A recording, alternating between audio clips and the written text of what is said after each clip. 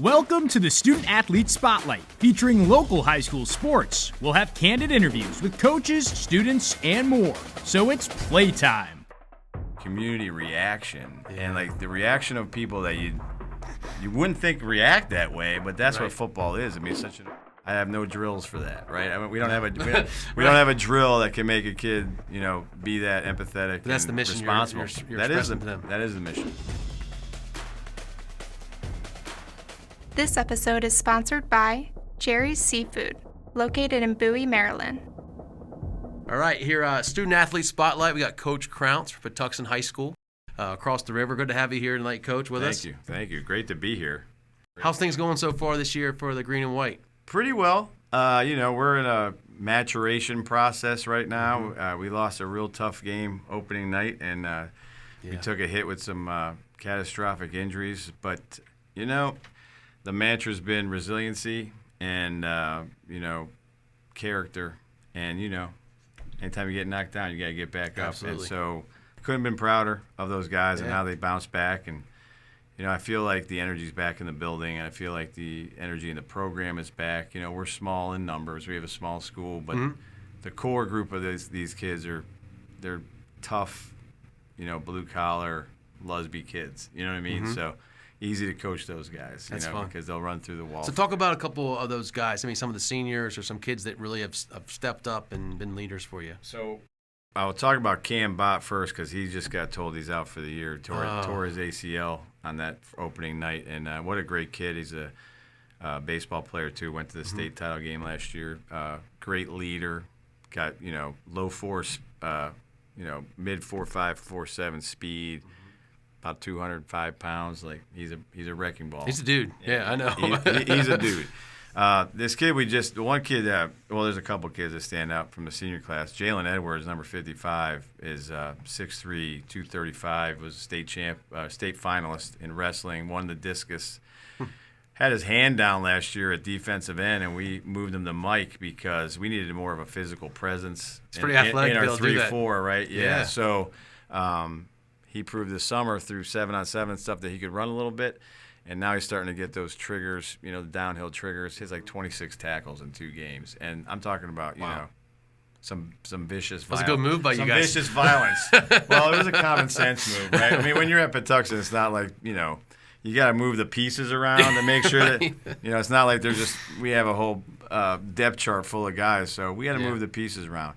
The other guy that stepped up huge and I think has grown so much as a kid and as a player is Jedediah Lancaster. We call him Jed Lancaster. We moved him from inside to outside, which gave him more time to get through his reads and be an athlete, and does a lot of great stuff off the edge and in coverage, and plays some H-back, has to play some tailback now because we're limited.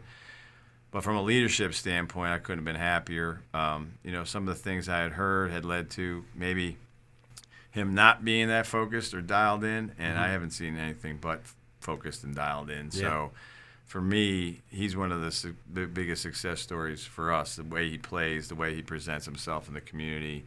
Today, actually in school, he one of our special ed students was having a little bit of a breakdown, and Jed stepped in, calmed the kid down, and got him off the class. That's and tremendous. That's what you want. For a 17-year-old kid to have the wherewithal and the empathy to do that take that time.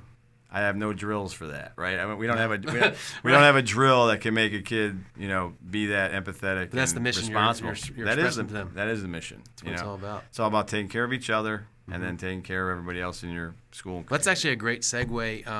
You kind of mentioned a little bit already what makes Lusby and Patuxent High School so special is that toughness. But I've always felt I've been down here 5 years, and one thing about Patuxent is there is a sense of community over there. Can you talk about that a little bit?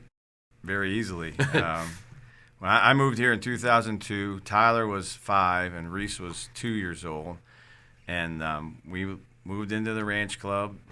So we were right in. Everyone has a Ranch Club. Yes, we were at the epicenter of of Patuxent, right. And from day one, I mean, just the us against the world kind of mentality that we have. I mean, if you look at a map of Calvert County, It's a little skinny peninsula, and we are literally the big toe of the sock. I mean, like we are the tiny little dot on the end. Right. Yeah, so we're this little dot on the end of the peninsula who won 10 SMAC titles, a state title in 2015. Yeah.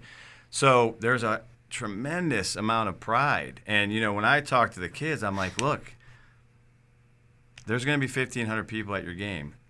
Some of these guys don't have a child in the program, but they're going to pay their $5. Yep. And you're representing them. And I think that whole thing of us representing the people of our community really kind of hits home with our kids. Awesome. And then the community responds in kind because, they donate dinners and they come out and support the kids. And you grew up in Pennsylvania, so you grew up that way too, right? I grew up, Friday night shutdowns, right? Like, the town closes down and coach gets crushed on Mondays in the barbershop. Right. So, so it is that, and it's special. And I hope people realize how, special it is, because it is. And it's something that the kids, even kids like, Gary played for me when I first came down here. So he was part of that. We still tell stories, and it's, what we did was special together. And we've had a lot of great guys come through there. Yeah, and we didn't have – Gary's teams were, a couple games over 500, made the playoffs a couple times, but we weren't winning championships yet. But still,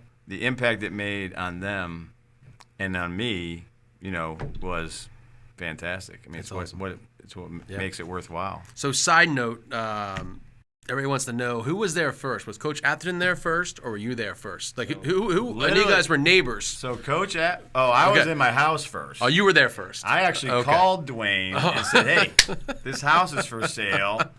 Did you really? Yes. I don't think he tells the same story. Well, you heard it here first.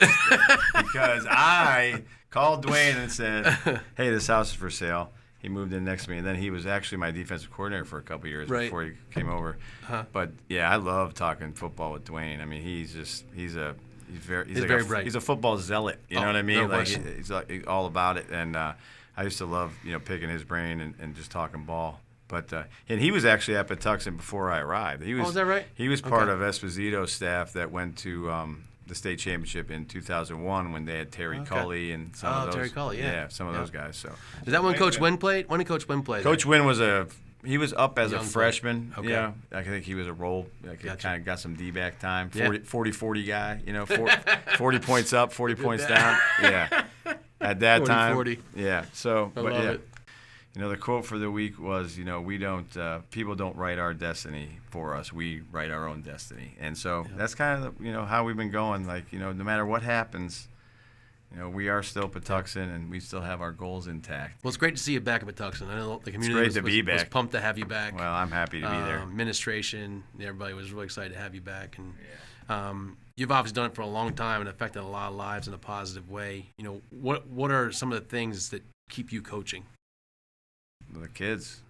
I mean, it's pretty simple. Yeah. I mean, it's just seeing the look on their faces, and it's not just your star kids; it's all those kids. The kids you can get into a game, and just even if they get 3 plays, it's the greatest 3 plays that they've ever had. I mean, that's the emotional stuff for me.